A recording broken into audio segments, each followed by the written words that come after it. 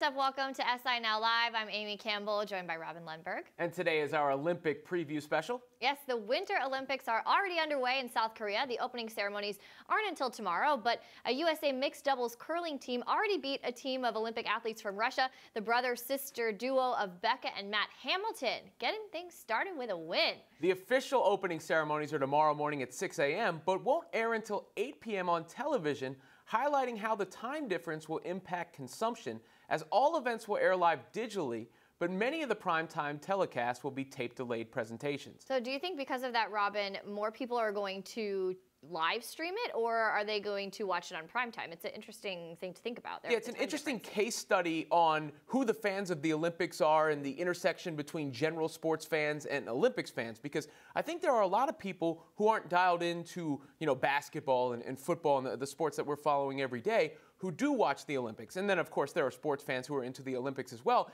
As a sports fan, I can't imagine not consuming the product live. Like, I couldn't avoid spoilers in the life that we live. But there are probably people, the people I'm talking about, who aren't following day-to-day sports, who will watch the telecast after the events have already taken place. Well, and probably a lot of those people are not going to be getting those spoilers. I'm just thinking of somebody like my mom who doesn't really connect much with social media, and she would be kind of the audience that, like you said, that is kind of the demographic that watches the Olympics the most. For me, it would be impossible to not find out what's going on, but my mom could probably go all day long and watch it in primetime and not have those spoilers. So it is interesting to think about which numbers are going to be higher. I'm kind of excited to see how it all goes in this age. Well, life is better when you have options, right? You mentioned Olympic athletes from Russia before, and of course, that is one of the big storylines of these games. Russia was banned from participation due to a state-run doping scheme, but select athletes have been cleared to compete under the Olympic flag.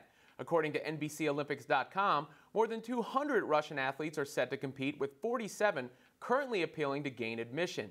Given so many Russians are still participating, does the ban actually have impact? I think it does for the individuals. I was just reading an article saying just last night 15 athletes and coaches were denied their appeal request to compete. They had previously been banned for doping, and that ban had been lifted, so they appealed again to see if they could come to these games, and the IOC said no to them. So I imagine for the lives of those people, this absolutely has an impact. For Russia as a whole, I don't think it does, because like you said, we have Olympic athletes from Russia who are technically neutral, but still, even the name Russia, they're under what they're competing in. So it kind of reminds me of the artists formerly known as Prince. It's still Prince. We have the athletes formerly known as Russians in this case. They don't have a universally recognized symbol like right. we did. It is interesting, though, to see how it will play out. And like you were saying, I have nothing against the individual athletes competing, and it would feel bad if they were not allowed, given that they spend their life training for something like this. But the ban itself does feel a little bit hollow to me, given that so many Russian athletes are participating. They'll have a team in hockey of Olympic athletes from Russia. It's sort of akin to when a national title is vacated for a team in college football or basketball. Yes, they're not officially recognized, but we all remember who won the title that year. Right.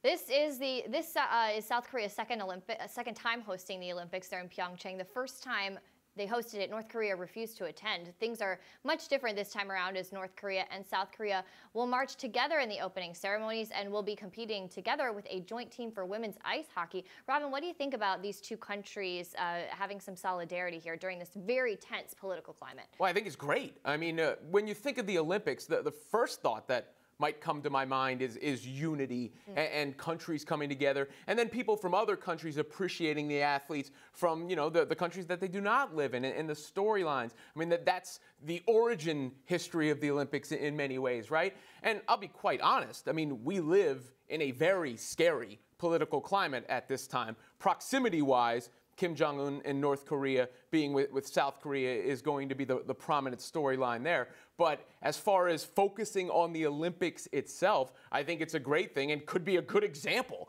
for some of these people in power to take note of, considering some of the issues we are dealing with. I think that's a really good point, and I was also reading Kim Jong-un's sister going to be attending the games. This is the first time since anyone from Kim's dynasty has visited South Korea since the Korean War in the 50s. She's also going to be having lunch with the South Korean president. So I think you're right, there is a lot of tension, a lot of charged things going on, but it is good good to see that on the outside looking in that those meetings are taking place.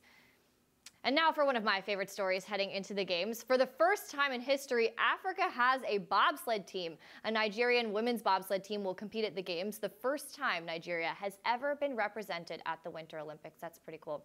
These 3 women live and train in Houston, Texas, all 3 former track and field athletes, and they didn't even compete on ice ever until last January. One of them built the team's practice bobsled herself. How cool is this? I mean, it's very fun to think about how you have to go through these obstacles in order to get to this level, right? Because bobsledding is not the first thing you think of when you're talking about a warm climate. So therefore, to see them go to these lengths to participate, it's hard not to root for that. And you know, I remember I was at the Olympics in 1996, and the Nigerian soccer team and the people, the way they came around that team, I would love to see. Now that's a sport, of course, that I'm much more familiar with, but I'd love to see a victory here, considering all the things we just mentioned. Now those are some of the big picture storylines from these Olympic Games, but what about the individual athletes to watch? Let's go through some people to take a look at, starting with Lindsey Vonn, our adrenaline performer, presented by Toyota. Let's go places. Vonn won her 2nd and 3rd straight World Cup downhills over the weekend, giving her 81 World Cup wins, just 5 short of the all-time record held by Sweden's Ingemar Stenmark. Vonn took downhill gold in 2010, but missed the 2014 games due to injury. She plans to compete in the downhill, Super G, and combined event in Pyeongchang. I'm so excited to see her back out there. Like you mentioned, missed the last Olympics. She has had so many injuries. I mean, this woman is probably built of titanium at this point, and a champion's heart. I love to see her back out there. It's been too long, and I'm really excited to see her compete out there. You want to see these redemption stories, too, of the people, not like it's redemption in the sense that she needs to repair her reputation, but get back to the prominence that she did have. Right. Well, Lindsey Vonn is the veteran here, and Michaela Schifrin has been here before, but she's still the future of skiing. Schifrin is only 22, but she's already won an Olympic gold for slalom, which is her specialty. She won that at the Sochi Olympics. She's also got 3 World Championship gold medals for slalom under her belt since she went pro at age 16, and she is coming in hot. Schifrin sits atop the World Cup standings, and in the most recent World Championships took gold in slalom, absolutely smoking her competitors, coming in more than a second earlier than the 2nd place finisher. She'll compete in both the slalom and the giant slalom in Pyeongchang, with a chance to become the 2nd woman to win 3 straight slalom titles. You say a second faster, right? It shows you the differences when it comes to this high level of competition, because a second doesn't seem that long. I mean, I could count it right now, 1 Mississippi, right? Doesn't feel that long, but it's an eternity in these sort of races when you're dealing with people who are competing at the very highest level. One U.S. athlete looking for some Olympic redemption that we mentioned before is Shaun White. White is going for his 3rd halfpipe gold medal, but finished just 4th in the Sochi Games. White sees parallels between himself and Michael Phelps, as he said he watched a documentary on Phelps where the decorated swimmer struggled with a lack of passion and a feeling of being burnt out with his sport, one White equated to his experience 4 years ago. Now he says he's ready to regain his glory and have a run like Phelps did in Rio. I feel like he is the face of American men's snowboarding, so I'm excited to see him out there as well.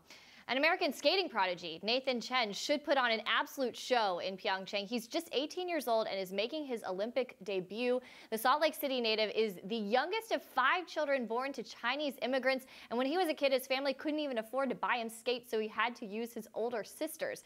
Chen is known for both his artistry and his athleticism on the ice. He is nicknamed the Quad King because he's known for his quadruple jumps, a very difficult jump involving 4 rotations in the air. Chen made history at the 2017 World Championships, becoming the first ever skater to land 5 quadruple jumps in a single program.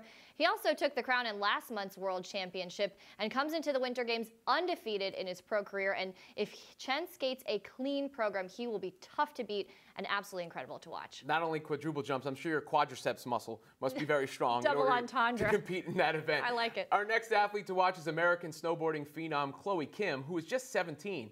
Kim was too young to participate in Sochi at 13, but nabbed a silver in the Winter X Games in 2014. Expect Kim to receive a lot of coverage, as NBC is likely hoping this is her star turn. She is now a 4-time X Games champion and is the only athlete in X Games history to win 3 gold medals before age 16. Kim's skill and personality will be on display in South Korea, and she very well might be donning another gold at the end of these games. It kind of reminds me of like a young me. I don't know. Probably not. Okay, thanks. Veteran NHL All-Star Brian Gionta, he will captain this year's U.S. men's hockey team. The 39-year-old is the oldest member of Team USA, and he'll add plenty of experience to the U.S. squad. He's played in more than 1,000 NHL games and won a Stanley Cup with the New Jersey Devils. Gionta has been to the Olympics before as a member of Team U.S. men's, or the U.S. men's team that took 8th place in the Torino Games in 2006. You know, it's an interesting note when it comes to hockey, because on the opposite end of the age spectrum is Sweden's Rasmus Dahlin. The Swedish defenseman is considered the consensus favorite to be the top overall pick in the 2018 NHL entry draft. With his seamless skating ability and his natural defensive positioning, the 17-year-old plays beyond his age, drawing comparisons to NHL greats Nicklas Lidstrom and Brian Leetch. Look for Dahlin to contribute to Sweden's team in the Olympics, as he's coming off the Under-20s World Junior Championships, not only as a silver medalist, but also as the best defenseman in the competition. We just talked about a veteran hockey presence and a burgeoning prospect. Well, that's because NHL players are not participating. What impact will that have on who takes Olympic gold? Let's go more in depth on that now.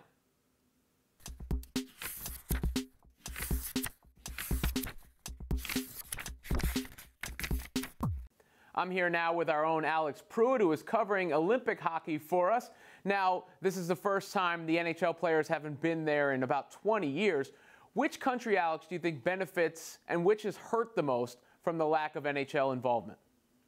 Benefits is probably the Olympic athletes from Russia. You go up and down their roster, they have players, talented players like Ilya Kovalchuk, Pavel Datsyuk, even down to Vadim Shipachyov, who had a little cup of coffee with the Vegas Golden Knights this season. They're loaded. They're ready to go. I would expect them to be the favorites in the tournament.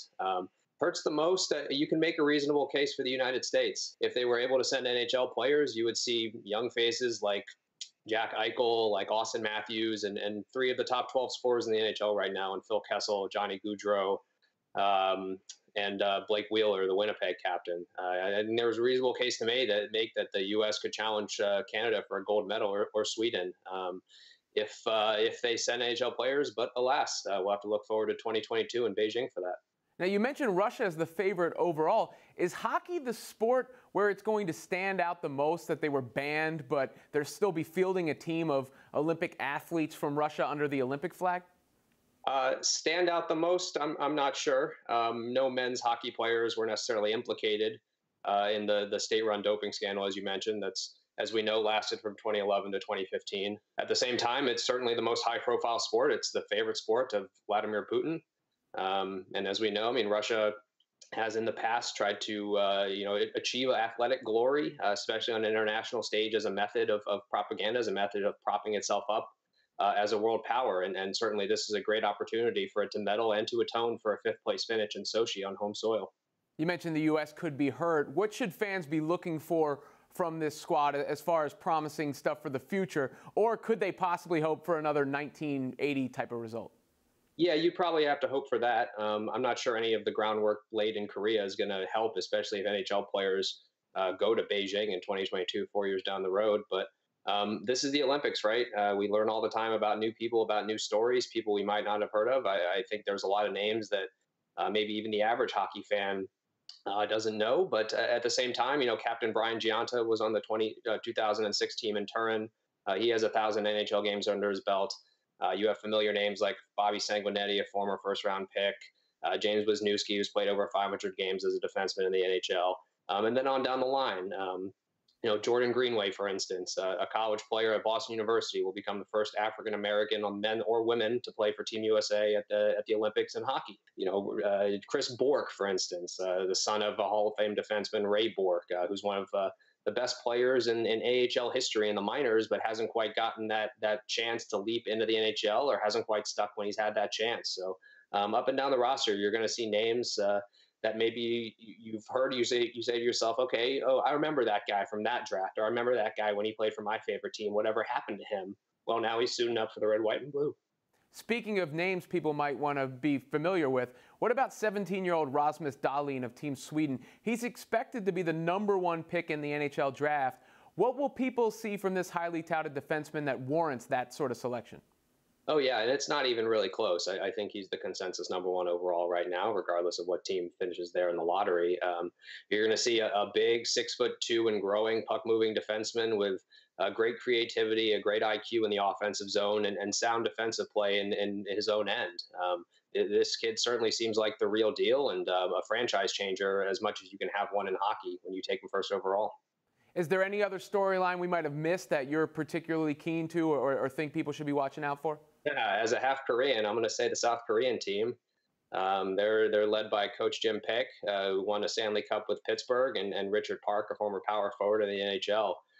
They're going to have a tough draw of it against Canada in their group stage. It might be tough for the Koreans to win a game, but as we've seen in other sports like soccer or baseball, the fans turn up.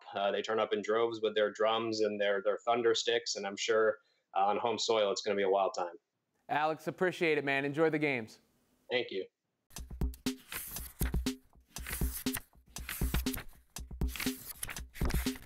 We want to test your trivia, Simone. We know Okay. that you know about the Summer Olympics. Yes. But what about the Winter Olympics? Let's get started. Where are the Olympics being held in February? Your answers: Pyeongchang, Seoul, Beijing, or Tokyo. Pyeongchang. Okay, you got that one right. You're 1-0.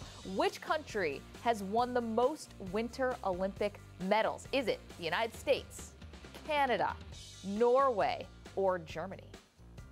Is it Canada? It's Norway. That one got us too. We were not sure about that one.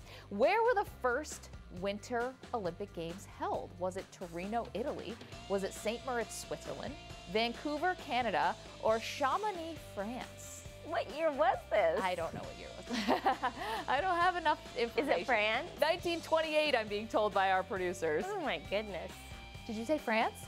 You're right. Oh! It was France. Very good. Okay, you're on the winning side here. Fourth question. Which American has won the most Winter Olympic medals? Is it Lindsey Vonn? Is it Apollo Ono? Shaun White? Or Tara Lipinski? Oh, that's really hard. You just said medals, right? Most Winter Olympic medals. Okay, I know Lindsey Vonn. She's mad at me, but I think she has more world medals or something. Shaun White, or is it Apollo? No. Pick one. Shaun White. I was about to give you a hint. It's done on skates. Oh, Apollo. Oh no. We're gonna give it to you. We're gonna give you Apollo. No, it's 3-1. Final question for you. What was the miracle on ice? Was it the United States defeating the USSR in hockey in 1980? Was it Peggy Fleming's gold medal in figure skating in 1968? Was it the Jamaican bobsleds team Olympic debut in 1988? Or was it when Apollo Ono became the most decorated American Winter Olympian? What was the miracle on ice? I gotta say it's the Jamaican bobsled. It was the hockey team. What? 1980. Although it was quite a miracle that the Jamaican Yes, I bobsled just knew team. it from a movie. I know, Cool Running's one of my favorites. Yeah, it's 3-2 though. You do know quite a bit about the Winter Olympics. That's so much fun. Hershey's Gold, it comes out December 1st. This is a brand new flavor. Have you tried it yet? I have tried it. Tell us about it. Yes, it's very creamy, very light, has peanuts and pretzels. So if you love salty and creamy and like sweet, then you'll like it. All those things, just check every box that I ever wanted. Hershey'sGold.com is where you can find more information. Simone Biles, thanks so much. Of course.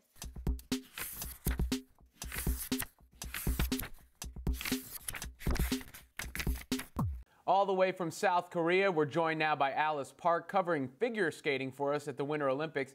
Alice, help us get to know the American figure skaters who will be competing in Pyeongchang. Who should we be watching?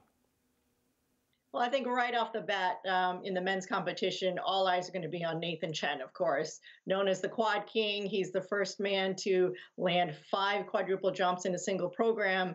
He made history doing that, and I think everyone's expecting him to make history here as well. He's been training really well, looks really good, and I think he has a very good chance of earning his first Olympic gold medal. The American women, they're mired in an Olympic gold medal drought that dates back to the 2002 games in Salt Lake City. What do you think is the reason for this, and do you believe this time it'll be different? Well, I think on both the men's and the ladies' side in the U.S., there's been a bit of a drought in terms of really pushing the envelope on the technical side. So on the men's side, you see Nathan Chen, who, in speaking with me, he said that his desire to learn all the different quadruple jumps and to really master those jumps was very intentional because he felt that the U.S. was in a bit of a drought and he wanted to push, the technical envelope. And I think that we're just lacking a little bit of that on the ladies' side. But I am really encouraged by our young ladies team, starting off with our new U.S. champion, Brady Tennell, who's really shown that she's a consistent and very strong competitor. And it's a dark horse. She has a chance of, making that podium if she skates the way she has this season. We've also got Mirai Nagasu, who, of course, everyone is expecting for her to try those triple axels.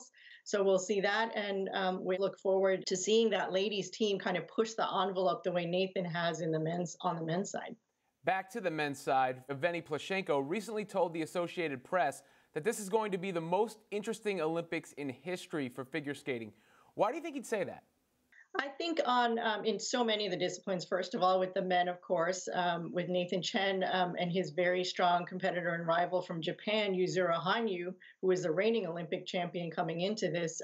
We're expecting to see some good competition there. Hanyu's been injured, but according to his coach, says that he's been training well. Hasn't arrived yet here in Korea, but is expected in a few days. So we'll see how he's doing. On the ladies' side, again, we've got some very strong competitors from the U.S. and also from Russia. I think most people are expecting the Russians to take 1-2 with Evgenia Medvedeva and her training partner, 15-year-old Alina Zagitova, who just bested her and won over her at the Europeans. So that's going to be a very good competition. In the ice dance side, we've got two very strong competitors and rivals from France, Gabriela Papadakis and Guillaume Cizeron, as well as Tessa Virtue and Scott Moyer from Canada, who, of course, are already Olympic champions. And from the U.S., three very, very strong teams as well, each of whom could also win a medal. Now, North Korea will be represented this year in figure skating as well. Could they or any other country be a dark horse to medal in figure skating? I think it's going to be a little tough for North Korea to earn a medal at this particular games. But, in speaking with their coach, who they've worked with over in Canada for a while last summer, he said they are very, very intent on winning world medals. Anything can happen in figure skating, but I think for this game's probably a little bit of a dark horse, but, keep an eye on them because apparently there's a very strong program growing in North Korea in figure skating. They've got great training facilities and very talented skaters coming up. So definitely a country to watch in coming years. Now, the other big figure skating news is actually in the movies, where I, Tonya was one of the most critically acclaimed films of the year. Heading into Olympics, do you think a movie like that generates hype, or do you think participants would prefer that topic not be broached or just don't care? Well, I think obviously, people have a variety of opinions, but it's such a well done film. Yes, it was a bit of a dark time in the sport, but on the other side, it did bring a lot of attention and public interest to skating because the industry of professional figure skating kind of grew out of that attention. So, there's always two sides of the coin, and I think the same is true in seeing that movie come out now. It can't hurt. Thanks, Alice. Really appreciate your time. Thank you.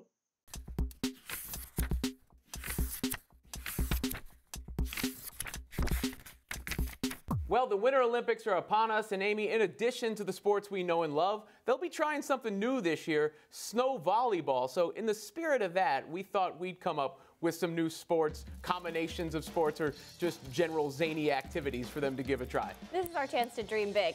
So my favorite event at the Winter Olympics is the bobsled. And so I was like, how can we kind of combine this with something else, give it a little higher stakes? What if we make it bobsled bumper cars, where you are bumping other people, but you're also in a bobsled? Seems like a lot of liability there, a very dangerous activity. Well, that's why you have to go fast, because the centrifugal force is going to keep you in the track. Oh, kind of like a roller coaster? Yeah, Why you don't come out when you go upside down? All right, what about full contact curling? That's another activity you could bring, which I guess would be sort of like hockey. Would you be allowed to fight in full contact curling? Oh, I feel like you would have to. That would be what would make it so fun. It's kind of like roller derby, and you actually can fight in roller derby as well. I mean, I'd tune in for that. The popularity would certainly rise if you're seeing the people trying to get it across with their sweeper device getting totally mopped and swept up into the ice themselves. What if we did it with dodgeball and you're throwing snowballs instead of actual dodgeball? Snowball, dodgeball, I'm down for that. You know, Buddy the Elf would take the gold medal for sure with that rapid fire thing he does with the snowballs. Absolutely. But what happens in a catch situation?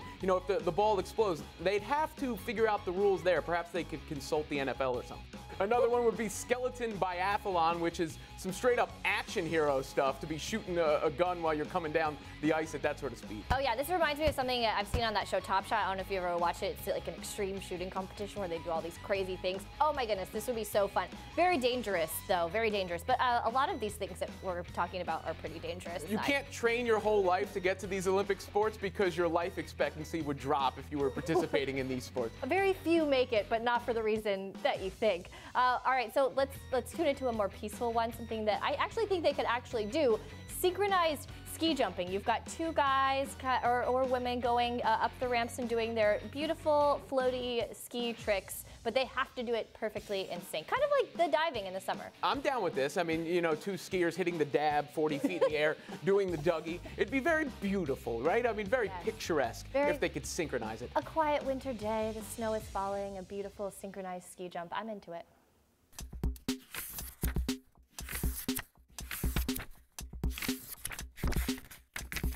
Of course, you won't see any of those sports at the Olympics, which are already underway, but you can see the games and we'll keep you up to date. Opening ceremonies tomorrow morning. They will air tomorrow night. Amy, anything you're looking forward to in particular? Oh my goodness. I would say the Nigerian bobsled team. I think it's really cool that they're there. I love that it's these women. I love powerful women in sports, and I'm really excited to watch what they do. We'll be back tomorrow morning, 10:30 a.m. Eastern. Make sure you watch. In the meantime, you can check out the latest updates and videos at SI Now Live on Twitter. Have a good one.